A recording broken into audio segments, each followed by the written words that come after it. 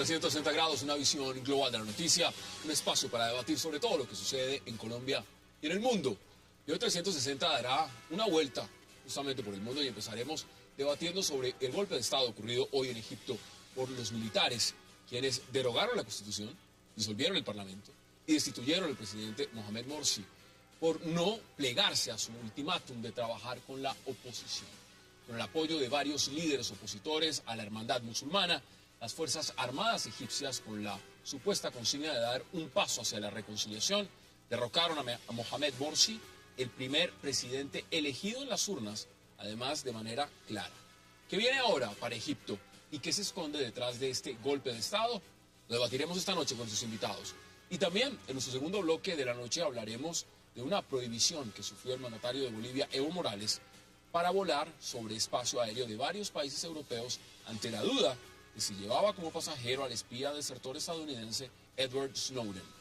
Francia, Portugal, España e Italia negaron que el avión del mandatario boliviano sobrevolara su espacio aéreo e hiciera paradas técnicas necesarias para que su avión pudiera tener combustible. Todo por temor a de que hubiera sacado a escondidas a Snowden. Ya UNASUR armó una reunión de emergencia y ahora nos preguntamos, ¿qué va a pasar ahora con este nuevo capítulo de este escándalo diplomático? Tema de debate esta noche en 360 y no se muevan, que ya en segundos le doy la bienvenida a nuestros invitados.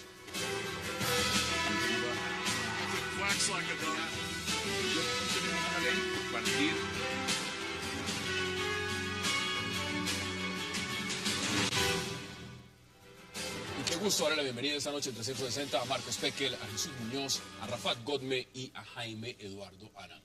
Caballeros, qué gusto tenerlos esta noche acá y hablar de estos temas para darle la vuelta al mundo. Gracias por aceptar la invitación. Gracias a ti por invitarnos. Bueno, Rafat, golpe de Estado, un golpe anunciado. La pregunta es, vi declaraciones recientes y declaraciones donde hay diplomáticos por fuera, egipcios, en América Latina, en Colombia, donde embajadores están diciendo que no fue un golpe de Estado. Yo le pregunto, ¿esto fue un golpe de Estado? ¿No lo fue? ¿Es legítimo o no? Bueno, digamos que si partimos del hecho de que el sector militar, a la cabeza del general al-Sisi, genera un ultimátum para obligar al Ejecutivo elegido democráticamente a, digamos, a generar una especie de transición, nueva transición en el gobierno egipcio, yo creo que sin duda estaremos hablando de un golpe de Estado. Puede que no sea un golpe de Estado clásico, sin duda, pero de hecho estamos ante ese escenario. Pero digamos que el trasfondo de todo es que en Egipto, por más que en los últimos días se han venido escuchando términos como, por ejemplo, el infierno, el desierto, el invierno árabe, yo creo que ninguno de esos términos son adecuados. Digamos que estamos ante la mismísima primavera árabe que arrancó en Egipto en enero de 2011. Es el mismo proceso. Es el mismo proceso. De hecho, cuando Morsi fue elegido hace un año, él lo hizo en medio de una segunda fase inconclusa de la primavera egipcia. Y de hecho, este golpe de Estado que se acaba de suceder ahora es una fiel síntesis de otro proceso inacabado, una especie de tercera fase de la primavera árabe en Egipto. Y esa síntesis, para redondear el punto, hace referencia a que estamos ante la lucha de un sector muy poderoso de Egipto, que son los militares, que han tenido el poder durante 5 o 6 décadas, versus otro sector muy importante de la sociedad árabe, encabezada en este caso por el islamismo político. Y la hermandad musulmana. ¿Usted lo ve igual? ¿Esto fue un golpe de Estado? Y la pregunta puntual, si lo fue, ¿fue legítimo o no? No, fue un golpe de Estado. Aquí no hay que darse con eufemismos de ninguna especie. Y los generales aparecieron en televisión dando partes de haber tomado el poder. Y eso no tiene vuelta de hoja. Fue un golpe de Estado. Y un golpe de Estado es ilegítimo. Ya las razones del golpe nos llevan a lo que dice Rafat ahorita. Yo creo que lo que está ocurriendo es una desislamización de la primavera. La primavera árabe la habían denominado primavera islámica. Ahora lo que estamos viendo es un fenómeno donde las fuerzas que también participaron en las revueltas contra Mubarak están retomando o tratando de retomar el control de la primavera con la ayuda del ejército, que fue el que ayudó en su primer momento a derrocar a Mubarak. Es decir, Jesús, en los planteamientos que están haciendo Rafat Godme y Marcos Pekel, aquí lo que parece es que tumbaron un dictador, Hosni Mubarak, pero no tumbaron la dictadura. Llegan unos islamistas al poder que ganaron las elecciones además limpiamente, porque no se la robaron, fueron a las urnas, ganaron limpiamente y ahora los militares los están tumbando. ¿Cómo analiza usted el panorama? Mursi como político me parece un tipo nefasto, un tipo de muy pocos alcances, no era el político que en un momento tan crítico, además cuando el centro del péndulo de todo este movimiento islamista era Egipto, Mursi no estaba a la altura de las circunstancias. Eso ya es una. Dos, lo que sí me preocupa de Al-Sisi es que, en efecto, como dice Marco, fue un golpe de Estado, pero lo que me preocupó es que las agencias, por ejemplo la BBC, hasta hace poco lo han estado enviando, todo el movimiento militar que han hecho ha estado constantemente informando al Pentágono. Eso sí me preocupa. Es decir, esto no se mueve sin que lo sepan en la Casa Blanca. Ni la Casa Blanca ni lo sepan en Londres. O sea, es evidente, la puerta de entrada del mundo árabe a Londres es a través del Cairo. Jesús, a mí me extrañó, me extrañó la declaración de Obama. La declaración de Obama hace poco es bastante crítica de los militares, dice que van a revisar legalmente la posibilidad de seguir la ayuda y llaman a los militares a restablecer al poder elegido. Es una declaración que tiene... Obama expresa preocupación, por ejemplo, titula medios internacionales, eso pero no lo condena. A tirar la piedra y no lo condena. Pero no ha tomado partido. Pero ¿cómo lo dice? eso puede ser porque el ejército... No se les olvide la ayuda que recibe los Estados Unidos. $2.000 millones al año del ejército egipcio. ¿Cómo lo ve usted? ¿Legítimo o no legítimo? A mí me parece legítimo, porque un gobierno elegido no tiene derecho a establecer un nuevo modelo diferente al que le exigió la calle durante el primer momento de la primavera árabe.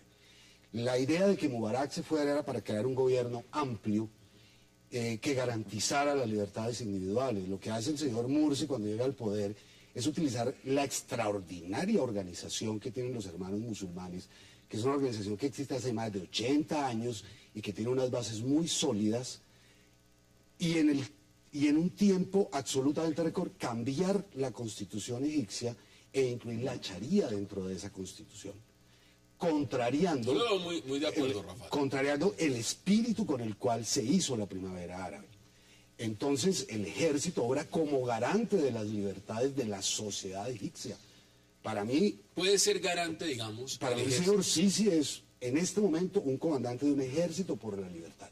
Un ejército por la libertad. Puede ser garante un ejército por la libertad, un ejército que estuvo en el poder de manera dictatorial, en cabeza del señor Hosni Mubarak. Hoy en día, hablar de legitimidad, por ejemplo. Yo discrepo en varios puntos, Hassan. En primer lugar, afirmar esto del sector militar es desconocer varias cosas que ocurren en el terreno. En primer lugar, una de las cosas que Mursi no supo negociar, ahí también discrepo en ese sentido con Jesús, una de las cosas que Mursi no supo negociar es tratar de incorporar con menos poder al ejército dentro de las esferas políticas y económicas en Egipto. De hecho, Al-Sisi representaba casi todos los símbolos del poder que tenía Mubarak y el PND. O sea, era lo mismo. Exactamente lo mismo. O sea, el ejército con sus privilegios, el ejército con una especie de sui generis en torno a los impuestos en Egipto, el ejército con la prerrogativa y la autonomía que tenía para manejar incluso asuntos políticos, y el hecho de que el ejército se haya involucrado en la solución política de la crisis actual en Egipto es una prueba de que estamos ante dos escenarios muy posibles, o que la primavera egipcia sigue en una transición muy turbulenta en la cual ese sector está tratando de recuperar su poder, o simplemente que hay un sector, un rezago, una secuela del mubarakismo que aún no ha aceptado que perdió el poder. Pero tiene apoyo de ciertos sectores. El mubarakismo está ahí. No, pero espera un momento. ¿Cómo está conformado el Parlamento egipcio? 3/4 partes del Parlamento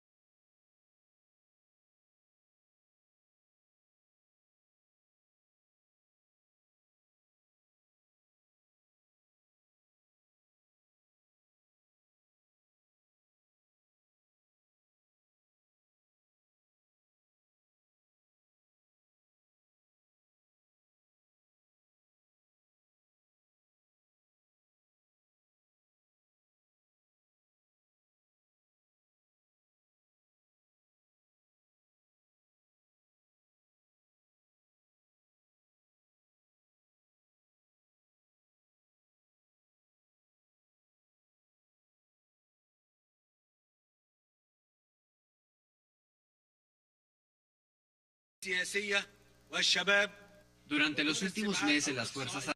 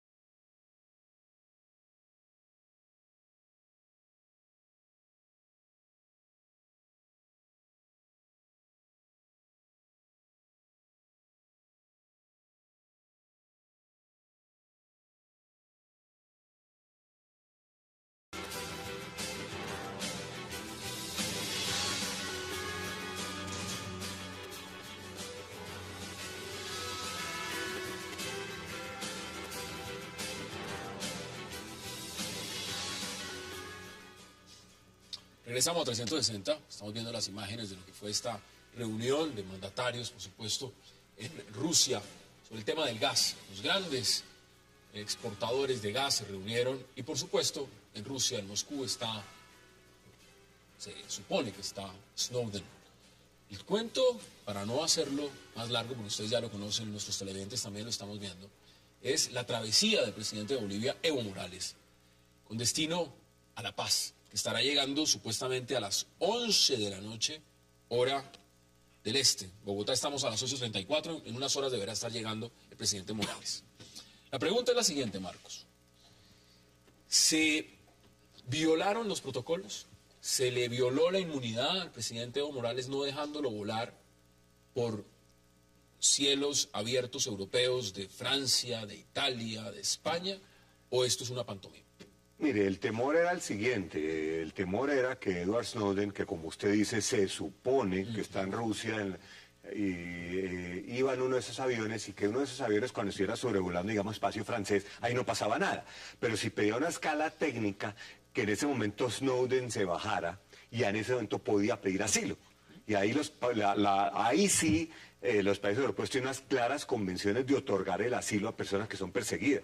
Entonces esa papa caliente no la querían. Entonces para curarse en salud prefirieron no dejar sobrevolar el avión con el presidente boliviano. Aquí sí asumiendo que el presidente boliviano lo llevaba ahí.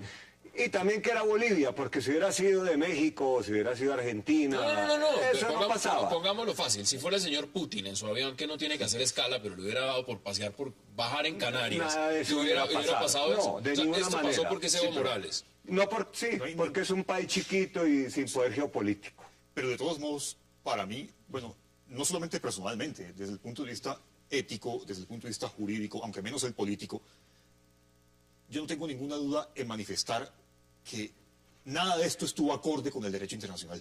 En ningún sentido. Fue una violación flagrante al derecho internacional. Y más específicamente, se violó la soberanía boliviana. Porque el avión presidencial... O sea, ¿sí lo tuvieron secuestrado? Bueno, yo no sé si ese era el término más adecuado, pero ese allanamiento fue una violación flagrante de la soberanía boliviana. Así de sencillo. Así como en el bloque pasado, no tengo ninguna duda en manifestar que como hubo un golpe de Estado, claramente, aquí también hubo claramente una violación flagrante al derecho internacional y específicamente al principio de la soberanía. Así que este es un hecho deplorable y gravemente reprensible, lo que hicieron estos países europeos que en últimas actuaban en nombre de los intereses norteamericanos. ¿Usted lo ve igual? No, es que el problema es que hay antecedentes. El señor Assange fue apareciendo en la Embajada del Ecuador. Entonces, cuando hay sus antecedentes, se llama a la sospecha. Se llama la sospecha de personas que son las que se saltan las normas en la reunión internacionales asilando espías. Sobre esa base, los organismos de inteligencia que estaban al frente del tema supusieron que podía haber el evento del cual se pero es que el señor lo dijo en la reunión en Moscú, dijo que iba a estudiar la posibilidad. Cuando ustedes dicen es que si fuera un país grande, eso no hubiera sucedido. Obviamente que no, porque es que un país grande no hace eso a las escondidas, como se metió Assange a la Embajada del Ecuador. ¿Sí? Entonces, ¿de acuerdo? Usted defiende lo indefendible. ¿Por qué defiende lo indefendible? Porque no hay ninguna justificación en decir que por más que se tratase de un caso de espionaje, cualquier Estado, en el avión presidencial, esté o no el presidente, tiene inmunidad diplomática. Yo no quiero saber qué gente habrá viajado en el avión de los Estados Unidos. No quiero ni saberlo. En el, ¿cómo se llama? El number one o esto, en el avión. Yo no quiero saber qué tipo de personajes oscuros y siniestros, como un tipo que cometió un atentado brutal contra las líneas aéreas cubanas y viajó en un avión norteamericano y se refugió en Estados Unidos. Y nunca lo hubieran parado en ningún aeropuerto. Y sigue ahí, escondido. Por cierto, a mí, Italia, Alemania, Francia han hecho el ridículo más grande que pueden hacer unos países en la comunidad internacional. Pero el que más ridículo ha hecho de todos ha sido España. Siempre. Sí, que se eche para atrás profundamente que España, siendo el portavoz de la comunidad iberoamericana en la Unión Europea, se haya cuadrado de esa forma tan vil ante la bota teutónica de la señora Merkel y ante los anglosajones. Eso da vergüenza. Y me da mucha vergüenza que lo han hecho con un presidente de una república, un presidente democráticamente elegido. Eso no tiene presentación. Es gravemente reprensible. Y dos, lo que ha hecho Marco muy bien, es evidente que si en ese avión viajara la Merkel, no lo hubieran hecho. Si en ese avión viajaba François Hollande, tampoco lo hubieran hecho. Aquí no vale el cuento de los espías, porque hay otra cosa. La CIA ahora mismo, me parece a mí, no sé si ustedes habrán visto la película, aquella serie que hacían los norteamericanos, se llama El Superagente 86. Ya la CIA es lo más parecido a eso. O sea, ya, Eso lo ve ridículo, eso lo ve ridículo también. La CIA está ridícula. O sea, Deplorable, Daniel, ridículo, patético. Daniel en Santiago. Daniel, ¿usted cómo lo ve? ¿Cuál es el análisis que le da a usted eso que le acaba de pasar al presidente boliviano Evo Morales? Bueno, primero voy a dar un contexto, ¿no? Nosotros tenemos acá una persona que se llama Helmut Horn, que está condenado en Chile por crímenes de lesa humanidad durante la dictadura y que hoy día está en Alemania viviendo protegido por el gobierno demócrata cristiano de Merkel. Y por otra parte, los mismos países que hoy día le negaron el aterrizaje al presidente Morales poniendo en peligro su vida son los que hace poco estaban trasladando prisioneros de manera ilegal y prisioneros ilegales para que estos fueran torturados en algunos países amigos de Estados Unidos en donde la tortura es permitida. Y para ellos no les preocupó que violaran su espacio aéreo, que ocuparan sus aviones, que ocuparan su aeropuerto. Por lo tanto, aquí nadie puede pretender de que la acción que hoy día cometieron estos países fue por defender ningún tipo de legalidad. No, a ellos no les interesa la legalidad. A ellos les interesan, se mueven solo por intereses. Estados Unidos es un país que ha ocupado el terrorismo de Estado en numerosas oportunidades y que lo avala a diario en la ocupación israelí.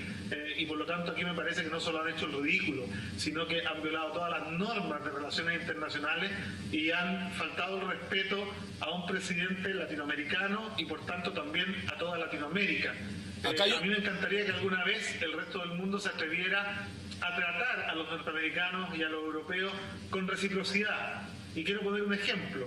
Los chilenos de origen palestino, cuando viajamos a Israel, para entrar a Palestina, somos interrogados por 12 horas, somos detenidos por 12 horas, somos expulsados y sin embargo los israelíes cuando vienen a Chile, porque tenemos un acuerdo de libre migración entre ambos países, nunca les pasa nada. La verdad que esta hipocresía tan propia de esto que se llama Occidente, a mí me tiene un poquito agotado y no me canso de denunciarlo y de decir... No, Daniel, usted pone un ejemplo muy claro, es decir, ¿cómo es posible que para el tema de Guantánamo hayan prestado su espacio aéreo para trasladar prisioneros de Guantánamo, a torturarlos en Guantánamo? Y ahí no hubo ningún problema. Prestaban hasta el territorio, prestaban las bases. Hassan, y aterrizaban en Málaga. Sí, mire, Hassan, aterrizaban en yo Málaga, creo en que España. Ahí nunca salió el ministro de Relaciones Exteriores, como salió el ministro de Relaciones Exteriores actual español, Margal, a decir, es que le dejamos aterrizar porque comprobamos que ese señor ya no iba en el Pero avión. Jesús, mire, es decir, si el avión se hubiera accidentado, el señor Hay editoriales muy fuertes el el día de hoy estupidez. y hay cuestionamientos muy fuertes como este. Mire, están diciendo que la Unión Europea lo que ha demostrado acá es que ha perdido, ha abandonado sus principios frente a los Estados Unidos. Es decir, que es sumiso. ¿Ustedes están de acuerdo con esa posición? mire, Hassan, yo creo que la ofensiva diplomática de Estados Unidos ha sido absoluta en este caso. Le ha cerrado todos los espacios a Edward Snowden. Nadie quiere darle asilo. Los que dijeron que le iban a dar asilo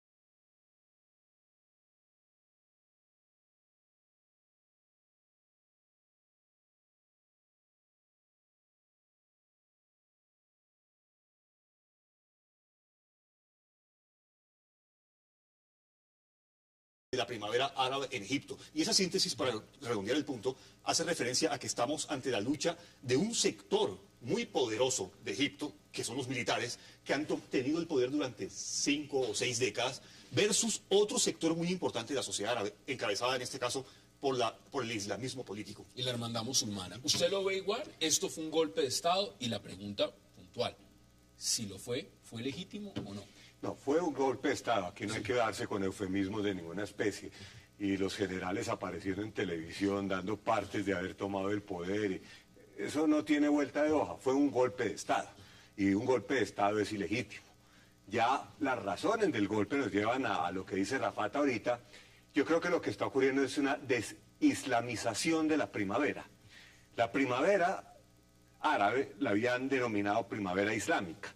Ahora lo que estamos viendo es un fenómeno donde las fuerzas que también participaron en las revueltas contra Mubarak están retomando o tratando de retomar el control de la primavera con la ayuda del ejército, que fue el que ayudó en su primer momento a derrocar a Mubarak. Es decir, Jesús, en los planteamientos que están haciendo Rafat Godme y Marcos Peckel, aquí lo que parece es que tumbaron un dictador, Hosni Mubarak, pero no tumbaron la dictadura. Llegan unos islamistas al poder que ganaron las elecciones además limpiamente, porque no se las robaron, fueron a las urnas, ganaron limpiamente, y ahora los militares los están tumbando. ¿Cómo analiza usted el panorama? Mursi como político me parece un tipo nefasto, un tipo de muy pocos alcances, no era el político que en un momento tan crítico, además cuando el centro del péndulo de todo este movimiento islamista era Egipto, Mursi no estaba a la altura de las circunstancias. Eso ya es una. 2. Lo que sí me preocupa de Al-Sisi...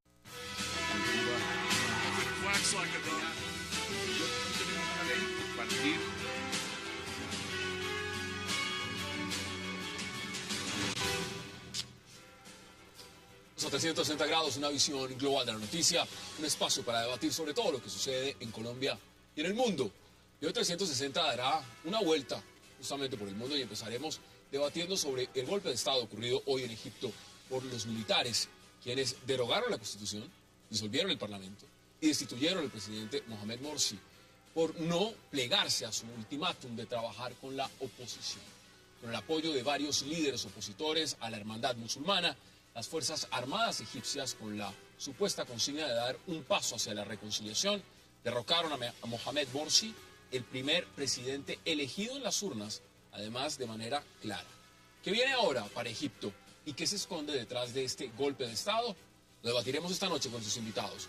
Y también en nuestro segundo bloque de la noche hablaremos de una prohibición que sufrió el mandatario de Bolivia, Evo Morales, para volar sobre espacio aéreo de varios países europeos ante la duda de si llevaba como pasajero al espía desertor estadounidense Edward Snowden. Francia, Portugal, España e Italia negaron que el avión del mandatario boliviano sobrevolara su espacio aéreo e hiciera paradas técnicas necesarias para que su avión pudiera tener combustible. Todo por temor a de que hubiera sacado a escondidas a Snowden. Ya UNASUR armó una reunión de emergencia y ahora nos preguntamos, ¿qué va a pasar ahora con este nuevo capítulo de este escándalo diplomático?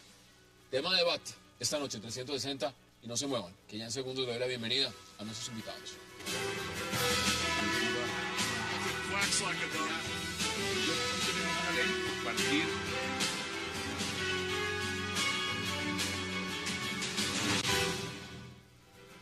Y qué gusto darle la bienvenida esta noche en 360 a Marcos Peckel, a Jesús Muñoz, a Rafat Godme y a Jaime Eduardo Arango. Caballeros, qué gusto tenerlos esta noche acá y hablar de estos temas para darle la vuelta al mundo. Gracias por aceptar la invitación. Gracias a ti por invitarme. Bueno, Rafat, golpe de Estado, un golpe anunciado. La pregunta es, vi declaraciones recientes y declaraciones donde hay diplomáticos por fuera, egipcios, en América Latina, en Colombia, donde embajadores están diciendo que no fue un golpe de Estado. Yo le pregunto, ¿esto fue un golpe de Estado? ¿No lo fue? ¿Es legítimo o no? Bueno, digamos que si partimos del hecho de que el sector militar, a la cabeza del general Al-Sisi, genera un ultimátum para obligar al Ejecutivo elegido democráticamente a, digamos, a generar una especie de transición, nueva transición en el gobierno egipcio, yo creo que sin duda estaremos hablando de un golpe de Estado. Puede que no sea un golpe de Estado clásico, sin duda, pero de hecho estamos ante ese escenario. Pero digamos que el trasfondo de todo es que en Egipto, por más que en los últimos días se han venido escuchando términos como, por ejemplo, el infierno, el desierto, el invierno árabe, yo creo que ninguno de esos términos son adecuados. Digamos que estamos ante la mismísima primavera árabe que arrancó en Egipto en enero de 2011. Es el mismo proceso. Es el mismo proceso. De hecho, cuando Morsi fue elegido hace un año, él lo hizo en medio de una segunda fase inconclusa de la primavera egipcia. Y de hecho, este golpe de Estado que se acaba de suceder ahora es una fiel síntesis de otro proceso inacabado, una especie de tercera fase. Es que, en efecto, como dice Marco, fue un golpe de Estado, pero lo que me preocupó es que las agencias, por ejemplo, la BBC, hasta hace poco lo han estado enviando, todo el movimiento militar que han hecho ha estado constantemente informando al Pentágono. Eso sí me preocupa. Es decir, esto no se mueve sin que lo sepan en la Casa Blanca. Ni la Casa Blanca ni lo sepa Londres. O sea, es evidente, la puerta de entrada del mundo árabe a Londres es a través del Cairo. Jesús, a mí me extrañó, me extrañó la declaración de Obama. La declaración de Obama hace poco es bastante crítica de los militares, dice que van a revisar legalmente la posibilidad de seguir la ayuda y llaman a los militares a restablecer al poder elegido. Es una declaración que tiene... Obama expresa preocupación, por ejemplo, titula medios internacionales, eso pero me no lo a condena. tirar la piedra y no lo condena. Pero no ha tomado partido. Pero ¿cómo lo a mí dice? eso puede ser porque el ejército egipcio, recordemos que No se les recibe olvide la ayuda que recibe los Estados Unidos. $2.000 millones No al se les año olvide del la ejército ayuda. egipcio. ¿Cómo lo ve usted? ¿Legítimo o no legítimo? A mí me parece legítimo, porque un gobierno elegido no tiene derecho a establecer un nuevo modelo diferente al que le exigió la calle durante el primer momento de la primavera árabe. La idea de que Mubarak se fuera era para crear un gobierno amplio que garantizara las libertades individuales. Lo que hace el señor Morsi cuando llega al poder es utilizar la extraordinaria organización que tienen los hermanos musulmanes, que es una organización que existe hace más de 80 años y que tiene unas bases muy sólidas, y en un tiempo absolutamente récord cambiar la constitución egipcia e incluir la charía dentro de esa constitución, contrariando, Yo lo veo muy de acuerdo, Rafael. contrariando el espíritu con el cual se hizo la primavera árabe. Entonces el ejército obra como garante de las libertades de la sociedad egipcia. Para mí, Puede ser garante, digamos, para mí el señor Sisi es en este momento un comandante de un ejército por la libertad. un ejército por la libertad. Puede ser garante un ejército por la libertad, un ejército que estuvo en el poder de manera dictatorial, en cabeza del señor Hosni Mubarak. Hoy en día, hablar de legitimidad, por ejemplo. Yo discrepo en varios puntos, Hassan.